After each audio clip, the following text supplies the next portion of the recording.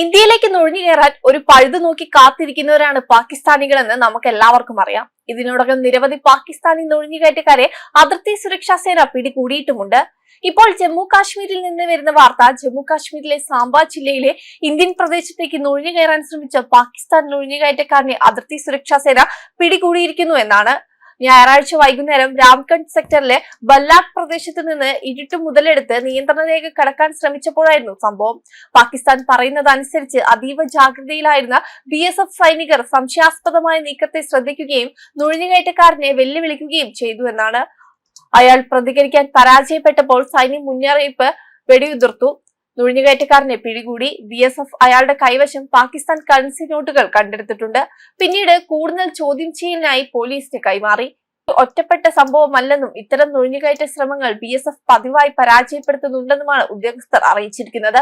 അന്താരാഷ്ട്ര അതിർത്തിയിൽ BSF ഉയർന്ന തലത്തിലുള്ള ജാഗ്രത പാലിച്ചിട്ടുണ്ടെന്നും ഉദ്യോഗസ്ഥർ ഉറപ്പിച്ചു പറഞ്ഞു. നുഴഞ്ഞുകയറ്റക്കാർ ഇന്ത്യൻ പ്രദേശത്തേക്ക് കടക്കാൻ ശ്രമിക്കുകയായിരുന്നു. പക്ഷെ ഞങ്ങളുടെ സൈനികർ ജാഗ്രത പാലിച്ചു. അയാളെ പിടികൂടി. ഇന്ത്യയിലേക്ക് നുഴഞ്ഞു കയറാൻ അയാൾ ശ്രമിച്ചതിന് പിന്നാലെ ഉദ്ദേശം ഞങ്ങൾ അന്വേഷിച്ചു വരികയാണ്. ഇതിനൊരു മുതിർന്ന BSF ഉദ്യോഗസ്ഥൻ പറഞ്ഞതാണ്. ഇത്തരം സംഭവങ്ങൾ തടയാൻ BSF ജാഗ്രത പാലിക്കുന്നുണ്ടെന്നും ഉദ്യോഗസ്ഥർ കൂട്ടിച്ചേർത്തു. പിടിയിലായ നുഴഞ്ഞുകയറ്റക്കാരൻ പാകിസ്ഥാൻ പൗരനാണെന്ന് തിരിച്ചറിഞ്ഞിട്ടുണ്ട്.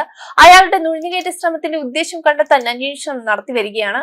പാകിസ്ഥാൻ പൗരന്മാർ ഇന്ത്യയിലേക്ക് നുഴഞ്ഞു കയറാനുള്ള ശ്രമങ്ങൾ വർദ്ധിച്ചു വരുന്നതായി ചൂണ്ടിക്കാട്ടി സംഭവത്തിൽ BSF പാകിസ്ഥാൻ അധികാരികൾക്ക് പ്രതിഷേധം അറിയിച്ചിട്ടുണ്ട്. തീവ്രവാദ സംഘടനകളുമായുള്ള ബന്ധത്തെക്കുറിച്ചും അയാളുടെ പദ്ധതികളെക്കുറിച്ചും കൂടുതൽ വിവരങ്ങൾ ശേഖരിക്കുന്നതിനായി പോലീസ് നിലവിൽ അയാളെ ചോദ്യം ചെയ്തു വരികയാണ്. സാംബ ജില്ലയിൽ മുമ്പ് നിരവധി നുഴഞ്ഞുകയറ്റ ശ്രമങ്ങൾ നടന്നിട്ടുണ്ട്. അവയിൽ മിക്കതും പരാജയപ്പെടുന്നതിൽ BSF വിജയിച്ചിട്ടുണ്ട്. നുഴഞ്ഞുകയറ്റ ശ്രമങ്ങൾ തടയാൻ സേന നൂതന സാങ്കേതിക വിദ്യയും രഹസ്യാന്വേഷണ ശേഖരണവും ഉപയോഗിക്കുന്നുണ്ട്. അതേസമയം കഴിഞ്ഞ മാസം ഇന്ത്യയും പാകിസ്ഥാനും തടവുകാരുടെ പട്ടിക കൈമാറിയിരുന്നു.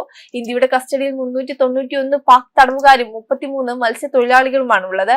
ഇവരുടെ വിവരങ്ങളാണ് പാകിസ്ഥാന് കൈമാറിയത്. പാകിസ്ഥാൻ കസ്റ്റഡിയിൽ 58 ഇന്ത്യൻ തടവുകാരും 199 മത്സ്യത്തൊഴിലാളികളുമുണ്ട്. പാകിസ്ഥാൻ ഇവരുടെ പട്ടിക ഇന്ത്യക്കും കൈമാറിയിട്ടുണ്ട്. ഡിപ്ലോമാറ്റിക് ചാനൽ വഴിയാണ് ഇന്ത്യയും പാകിസ്ഥാനും പട്ടിക കൈമാറിയത്.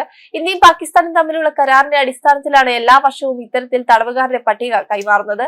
1998 ഇത് സംബന്ധിച്ച കരാറിൽ ഇരു രാജ്യങ്ങളും ഒപ്പുവെച്ചത്. 1991 മുതലാണ് പട്ടിക കൈമാറാൻ തുടങ്ങിയത്. വെബ് ഡെസ്ക് കർമ്മ ന്യൂസ്.